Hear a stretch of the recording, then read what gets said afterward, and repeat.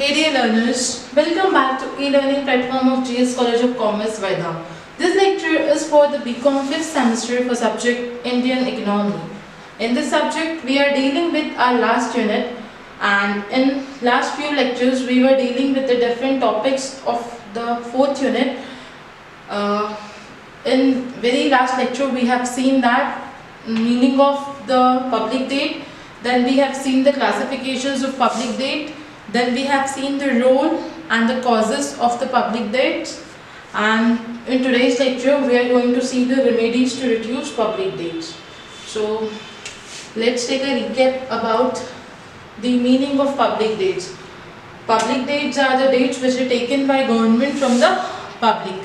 Here the public refers to the financial institution, banks, or it may be the external sources or the internal sources, whereby external sources consist of the foreign governments or the different world level institutions like IMF, World Bank, etc. And when we talk about the internal sources, so it consists of the banks, financial institution, public, and the RBI as well.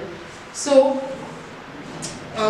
in last lecture we have seen that there are many challenges which gets created for the economy when the government resort to the option of public debt for fulfilling the requirements of the public expenditure. Okay, and these challenges were we have discussed in last lecture.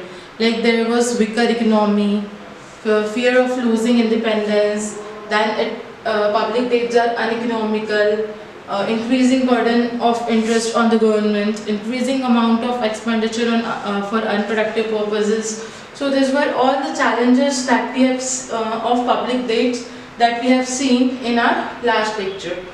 So today we would see what are the remedies to curtail the public debts in the country. What measures can be adopted to reduce the public debts in the economy. So first one over here is reduction in primary deficit. When we talk about the reduction in primary deficit, so first thing that we need to understand over here is meaning of primary deficit. What is primary deficit? Primary deficit is the difference between the fiscal deficit and interest payments on previous borrowings. So what is basically the primary deficit? Primary deficit is fiscal deficit minus interest payment on the previous borrowing. See, this helps to know us how much amount has been used, how much amount of public debt has been used for the other purposes except for the paying interest on the previous borrowings. So, reduction in primary deficit is one of the most important remedies to reduce public debts, because if this interest payment would reduce on the public debts, or if the new debts are not being taken after recognizing the amount of public debt which are being spent on other unproductive purposes, so that the amount of public debt which are being taken can be reduced. So reduction in primary deficit is one of the remedy to reduce fiscal deficit. Next one is reduction in growth of current expenditure. As in our last lecture we had discussed that in developing countries like India, there is always need to make huge amount of expenditure on various social and the economic overheads for the development of the economy, for the development of the society. But at the same time, there are some expenditures which are unproductive. So the government should see which expenditures are of unproductive nature and up to what extent they can be reduced in economy, so that by controlling the amount of expenditure that is being paid for the unproductive purposes, we can reduce the amount of public debt. Because when the expenditure will be lowered, then the need for the funds will also be lowered, so that public debt can be reduced up to certain extent. So reduction in growth of current expenditure is one of the remedy to reduce public debts. The next one is disinvestment policy. What is basically the disinvestment? Like when we talk about the public sector units, so what are basically these public sector units? These are the units whereby the major portion of stake is held by the government. Now, if the public expenditure of the government is more than the public revenues, so what government can do, government can go for the disinvestment policy. It can sell off its stake in those PSU so that it can raise money, and especially the government should sell off its stake in those PSUs which are loss making. Why? Because if the government needs to finance those loss making PSUs, so it would require huge amount of expenditure which may increase or pile up the public debt. But if the government would sell its stake in the loss making units, especially the PSUs, so it will help government to collect certain amount of money, so that that money can be used for meeting with certain productive purposes, and the amount of public debt can be reduced in two ways. One way is that it can collect some amount by selling off its stake, and second way is when those the stake of government in those loss making PSU would be sold off, so burden of financing that loss making PSU would be lowered on government. So this way disinvestment policy also helps in reducing public debts. Now next one is proper monitoring of expenditure. See, when we talk about the expenditure, so these are of different natures that we have seen in classification, especially when we talk about the unproductive public expenditure, like payment of interest on public debts, and the payment payment for financing the war, etc. So these are the kind of expenses which doesn't generate any asset for the economy, which does not create any asset that can yield income to the economy. So the government should try to reduce such unproductive expenditures, and at the same time, at the time of making budget, it should recognize the proper areas, and allocation of the proper funds should be made, and while implementation it should be seen that the budget is being properly implemented, there is no flaws or the lacunas in the implementation of the budget, and the funds are not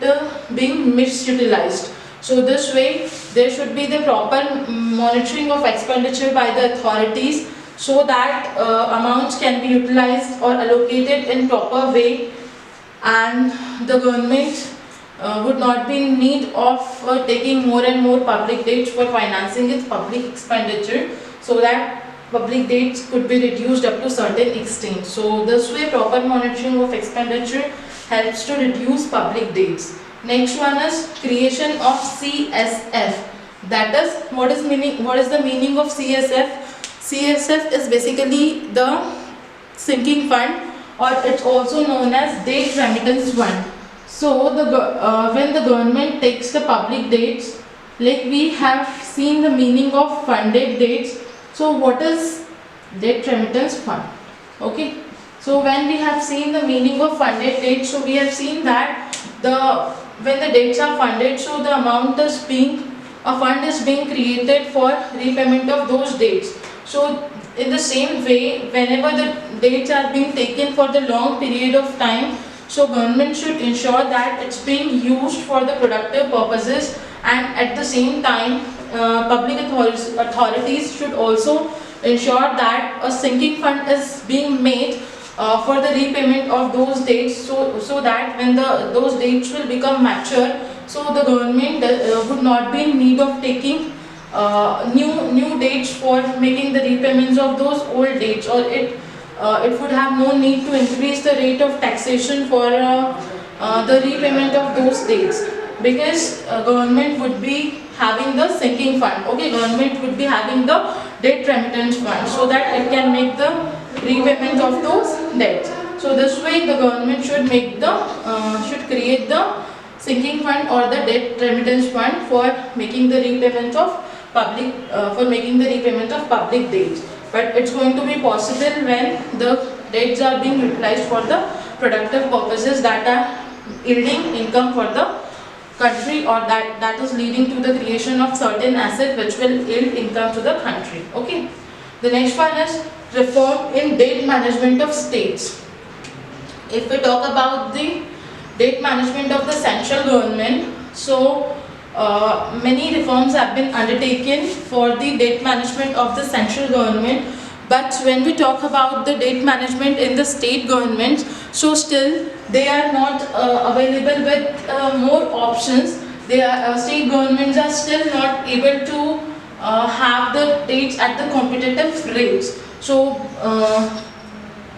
therefore, there is need to bring some reform in the debt management of the states, so that they can reach the dates at the competitive rates, and at the same time the burden of interest can be reduced on them. Okay, so that the public debts of the states can also be reduced. The next one is improving the state of debt market. When we talk about the state of debt market of the developing country, so it is not so strong, it is not so developed as compared to the other developed nation. So there should be certain reforms for the state of improving the state of debt market, so that it will help to reduce the need for the external debt. Okay, because when we talk about the comparison between the internal debts and the external debts, so we see that external debts are more harmful than the internal debts. Okay, so if there is going to be improvement in the state of debt market in the country, so the government would have option to take more and more internal debts, and the need for going for external debt will reduce. So this way, improving the state of debt market will help in the reduction of public debt, especially from the external sources. So these are the different remedies to reduce public debts in the country that needs to be taken into consideration. Here we are done with the topic public debts. In next lecture we will see our next topic. Till then, keep studying, stay safe. Thank you.